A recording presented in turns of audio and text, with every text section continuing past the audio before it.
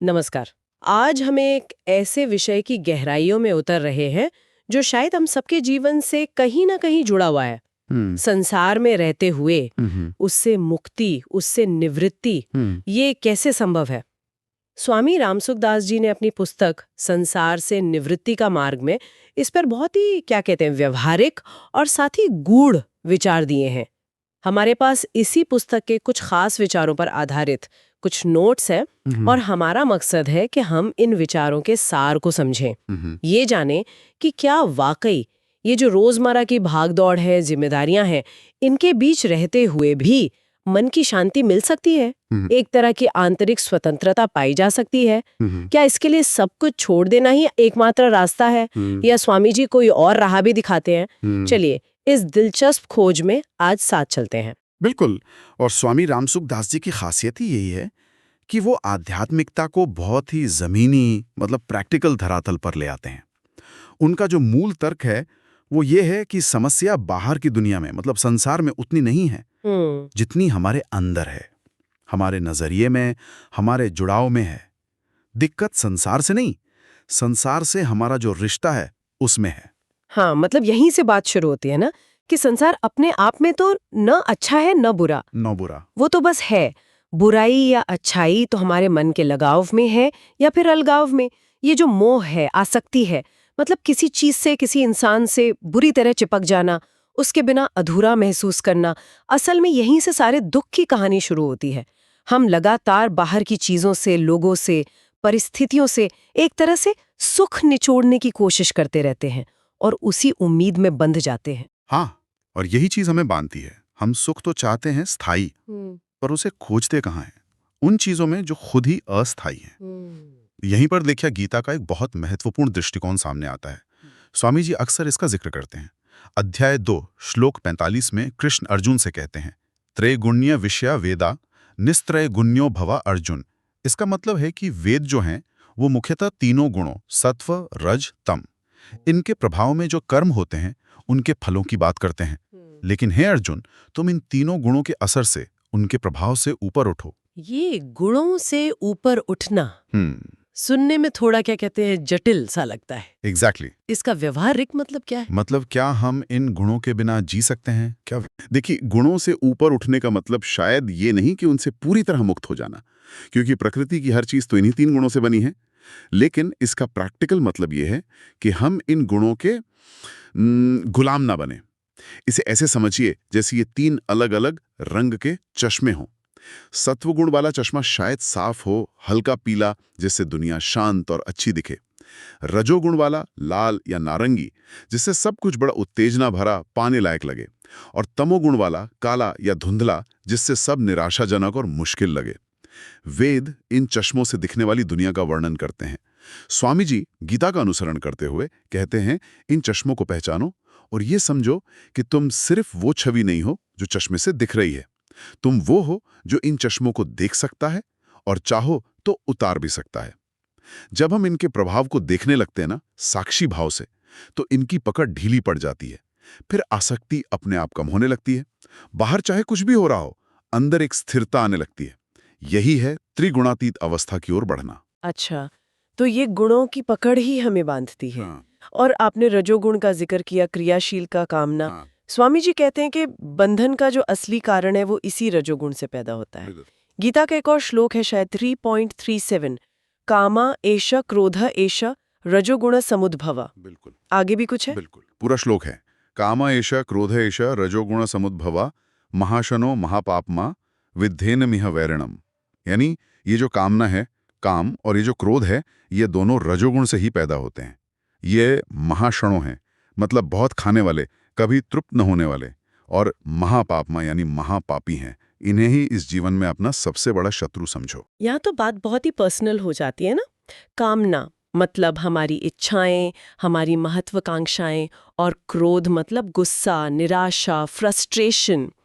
ये तो हमारे रोज के अनुभव हैं। हम सब कुछ ना कुछ चाहते हैं, पैसा, सफलता, प्यार, सम्मान, और जब वो नहीं मिलता या लगता है कि नहीं मिलेगा या कोई रुकावट आती है तो फौरन गुस्सा या चिड़चिड़ाहट। तो स्वामी जी कह रहे हैं कि ये दोनों, इच्छा और गुस्सा, एक ही सिक्के के 2 पहलू हैं और दोनों की जड़ रजोगुण में है। ये तभी शांत नहीं होते, हमेशा और चाहिए, यही हमें भटकाते रहते हैं, बांधते रहते हैं। बिल्कुल। और ये इतने शक्तिशाली हैं कि सिर्फ सोचने भर से या इच्छा करने से कि हाँ अब काबू पा लेंगे, ये काबू में आते नहीं, नामुमकिन सा लगता है। इसीलिए स्वामी जी इसके लिए बहुत ठोस उपाय बताते हैं। वे कहते हैं कि इन वासनाओं को अगर सचमुच जीतना है, शांत करना है, तो इसके दो प्रमुख साधन हैं, सत्संग और भगवत भजन। सिर्फ दिमाग से समझना काफी नहीं है, मन को कहीं और लगाना होगा, सही दिशा देनी होगी। लेकिन एक सवाल आता है मन में, क्या सत्संग और भजन, ये जो इतनी गहरी जड़ें जमा चुकी कामनाएं हैं, क्रोध है, क्या इनको वाकई उखाड़ सकते हैं, या ये बस उन्हें कुछ देर के लिए दबा देते हैं, जैसे कोई पेन किलर दर्द को दबा देती है पर बीमारी तो बनी रहती है? ये शंका बहुत वाजिब है। देखिए, स्वामी जी का जो दृष्टिकोण है वो बाहरी त्याग से ज्यादा आंतरिक त्याग पर जोर देता है। उनका मानना है कि कामनाओं को दबाना नहीं है, उन्हें समझना है और उनकी दिशा बदलनी है। ये ज्यादा असरदार है। अब सत्संग इसमें कैसे मदद करता है? सत्संग का मतलब सिर्फ अच्छी बातें सुनना भर नहीं है। सत्संग है सत्य का संग, यानी ऐसे लोगों का साथ, ऐसे विचारों का साथ जो हमें क्षणिक सुखों के बजाय स्थायी शांति की ओर ले जाएं। जब हम लगातार ऐसे माहौल में रहते हैं जहां विवेक की, वैराग्य की, शांति की बातें होती हैं, जहां लोग वाकई इन चीजों को जी रहे होते हैं, अभ्यास कर रहे होते हैं, तो हमारे अपने सोचने का ढंग बदलने लगता है। आप इसे एक तरह की मानसिक रीप्रोग्रामिंग कह सकती हैं। ये धीमी प्रक्रिया है पर गहरी है। अच्छा, मतलब माहौल का असर। जैसे कहते हैं ना, लोहे का टुकड़ा भी आग के पास रहकर गर्म हो जाता है, जी वैसे ही मन भी अच्छी संगति में रहकर बदलने लगता है। वो जो आपने नोट्स में देखा था, एक कहानी का जिक्र था शायद। हाँ, एक उदाहरण दिया गया है उसमें कि कैसे एक व्यक्ति था जो मतलब अपने बुरे कर्मों के लिए जाना जाता था। संयोग से वो कुछ साधु संतों की संगति में आने लगा। शुरू में शायद उसे कोई दिलचस्पी नहीं थी, लेकिन बस उनके पास बैठने से, उनकी बातें सुनने मात्र से धीरे धीरे उसके अंदर बदलाव आने लगा। उसकी बुरी आदतें छूटने लगी, मन में अच्छे विचार आने लगे और आखिरकार वो पूरी तरह बदल गया, एक भक्त बन गया। ये कहानी दिखाती है कि सत्संग कोई जादू की छड़ी नहीं है, बल्कि एक निरंतर प्रक्रिया है जो हमारे सबकॉन्शियस मन पर गहरा असर डालती है। हाँ, वो जो कहावत है, सत्संगति कथय किम न करोति पुंसाम, मतलब सत्संग मनुष्यों के लिए क्या नहीं कर सकता, शायद इसी गहरे प्रभाव की ओर इशारा है। बिल्कुल। और दूसरा उपाय भगवत भजन, वो इस प्रक्रिया को और गहरा करता है। भजन का अर्थ सिर्फ गाना बजाना नहीं है। भजन है भगवान का स्मरण, उनका नाम जपना, उनके गुणों का चिंतन करना, उनसे प्रेम करना, ये सब भजन है। जब मन ईश्वर की ओर मुड़ता है, जिन्हें आनंद का, शांति का स्रोत माना जाता है, तो उसे सांसारिक चीजों में वो रस नहीं मिलता जो पहले मिलता था। कामनाएं मिटती नहीं है शायद एकदम से, पर उनका बल कमजोर पड़ जाता है। जैसे अगर आपको अमृत मिल जाए तो आप साधारण पानी की तरफ क्यों भागेंगे? कुछ ऐसा ही है। भजन मन को एक ऊंचा स्वाद देता है, जिससे निचली वासनाएं अपने आप फीकी पड़ने लगती हैं। ये दबाना नहीं है, ये दिशा बदलना है।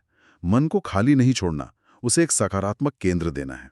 तो सत्संग हमें सही समझ और माहौल दे रहा है, और भजन हमारे मन को उस समझ पर टिका रहा है, उसे एक पॉजिटिव दिशा दे रहा है। लेकिन इन दोनों में भी स्वामी जी शायद किसी एक उपाय को सबसे सरल और सबसे शक्तिशाली बताते हैं, खासकर आज के समय, कलयुग के लिए। वो है भगवान का नाम जप। जी हाँ, नाम जप पर उनका बहुत जोर है, बहुत ज्यादा। और विशेषकर कलयुग के लिए तो शास्त्रों में भी कहा गया है, हरेर नाम हरेर नामैव केवलम, कलौ नास्त्येव नास्त्येव नास्त्येव गतिरन्यथा। हाँ, ये श्लोक तो बहुत प्रसिद्ध है। 3 बार दोहराया गया है नास्त्येव, यानी नहीं है, नहीं है, नहीं है। मतलब कलयुग में हरि नाम के अलावा उद्धार का और कोई रास्ता है ही नहीं। ये सुनने में थोड़ा एक्सट्रीम लगता है, पर शायद इसके पीछे गहरा मनोवैज्ञानिक और आध्यात्मिक कारण है। निश्चित रूप से। देखिए, नाम जप की प्रक्रिया दिखती बहुत सरल है, पर इसका प्रभाव बहुत गहरा होता है। जब हम लगातार किसी एक नाम का, जैसे राम या कृष्ण या जो भी इष्ट नाम हो, या किसी मंत्र का मानसिक रूप से या बोलकर जाप करते हैं, तो कई लेवल्स पर काम होता है। पहला तो ये कि मन जो हजार दिशाओं में भागता रहता है, उसे एक सहारा मिलता है, एक केंद्र मिलता है। ये एकाग्रता बढ़ाने का अचूक तरीका है। दूसरा, हर नाम या मंत्र की अपनी एक विशेष ध्वनि तरंग, एक वाइब्रेशन होती है। माना जाता है कि पवित्र नामों के जाप से हमारे अंदर और आसपास एक पॉजिटिव एनर्जी फील्ड बनता है। तीसरा और शायद सबसे महत्वपूर्ण, नाम जप हमें लगातार अपने लक्ष्य की याद दिलाता रहता है, चाहे वो ईश्वर हो या परम शांति। जब मन बार बार उसी नाम में रमेगा तो धीरे धीरे दुनिया की चीजें, उनकी कामनाएं, उनसे जुड़ी चिंताएं वो पीछे छूटने लगती हैं। उन्हें छोड़ने के लिए अलग से कोशिश नहीं करनी पड़ती, वो नाम के प्रभाव से अपने आप ही निरर्थक सी लगने लगती हैं। तो क्या इसका मतलब ये है कि कोई भी नाम जपने से यही असर होगा या किसी विशेष नाम का ज्यादा महत्व है? स्वामी राम सुखदास जी जैसे संत अक्सर राम नाम पर बहुत जोर देते हैं। उनका मानना है कि ये नाम सरल भी हैं और अत्यंत शक्तिशाली भी। लेकिन मूल सिद्धांत यह है कि जिस नाम में आपकी श्रद्धा हो, जो नाम आपको ईश्वर से जोड़ता महसूस कराए, वही आपके लिए सर्वश्रेष्ठ है। महत्वपूर्ण है निरंतरता और श्रद्धा। नाम एक नाव की तरह है जो हमें इस संसार सागर से पार ले जा सकती है। ये सब सुनकर वाकई एक उम्मीद जगती है कि हाँ, रास्ता तो है, मुश्किल है पर है। लेकिन फिर वही सवाल घूम फिर कर आता है, क्या ये सब करने के लिए हमें अपनी दुनिया, अपनी जिम्मेदारियां छोड़नी पड़ेंगी? क्या ये एक गृहस्थ जो परिवार चला रहा है, नौकरी कर रहा है, क्या वो इन ऊंची आध्यात्मिक बातों को अपने जीवन में उतार सकता है? और यहीं पर स्वामी राम सुखदास जी का एक और, मैं कहूंगा, क्रांतिकारी विचार सामने आता है। वे बहुत साफ साफ कहते हैं कि संसार से निवृत्ति के लिए संसार छोड़ना, यानी घर बार छोड़कर जंगल जाना, बिल्कुल भी आवश्यक नहीं है। अच्छा। हाँ, असली निवृत्ति बाहरी त्याग में नहीं बल्कि आंतरिक त्याग में है। मन से संसार की आसक्ति छोड़ देना, वही सच्ची निवृत्ति है। ये तो बहुत बड़ी राहत की बात है कई लोगों के लिए। हाँ, और ये सिर्फ उनका अपना विचार नहीं है, ये गीता का भी केंद्रीय संदेश है। अध्याय 6 श्लोक 1 में कहा गया है, अनाश्रितः कर्म फलम कार्यम कर्म करोति यः स सन्यासी च योगी च न निरग्नर न च क्रिया। कितना स्पष्ट है। जो व्यक्ति कर्म के फल पर आश्रित हुए बिना, मतलब नतीजे की चिंता किए बिना, अपना करने योग्य कर्तव्य कर्म करता है, वही असली सन्यासी है, वही योगी है। वो नहीं जो सिर्फ अग्निहोत्र जैसे कर्मकांड छोड़ दे या शारीरिक रूप से कोई काम न करे। अरे वाह, ये तो बहुत ही क्रांतिकारी बात है। इसका मतलब तो ये हुआ कि एक डॉक्टर जो मरीज का इलाज कर रहा है, एक शिक्षक जो पढ़ा रहा है, एक माँ जो बच्चे पाल रही है, एक कर्मचारी जो ऑफिस का काम कर रहा है, अगर वो अपना काम पूरी ईमानदारी से करे, अपना कर्तव्य समझकर, और उसके नतीजे की चिंता में न घुले, तो वो भी योगी और सन्यासी है। बिल्कुल बिल्कुल, यही कर्मयोग का सिद्धांत है। अपने हिस्से का काम, अपनी जिम्मेदारी पूरी कुशलता और निष्ठा से निभाना। लेकिन उसका परिणाम क्या होगा, सफलता मिलेगी या असफलता, तारीफ मिलेगी या निंदा, इसकी चिंता में अपने मन की शांति भंग ना होने देना। कर्म करना हमारे हाथ में है, फल हमारे हाथ में नहीं है। इस बात को गहराई से समझकर जीना ही गृहस्थ के लिए निवृत्ति का मार्ग है।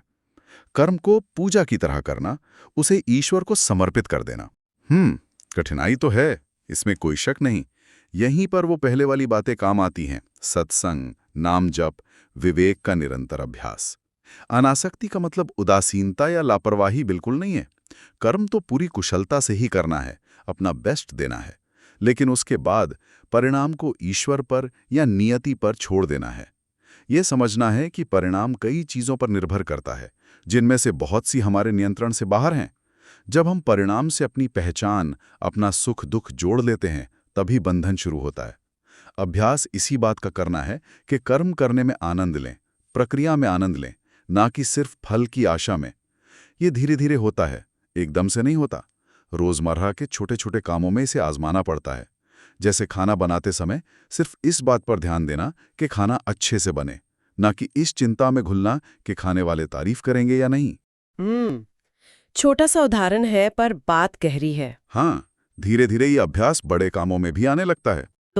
अगर हम आज की पूरी बातचीत का सार निकालें तो स्वामी रामसुखदास जी हमें सिखा रहे हैं कि संसार से असली मुक्ति संसार से भागने में नहीं है, बल्कि संसार में रहते हुए उसके प्रति अपने नजरिए को बदलने में है।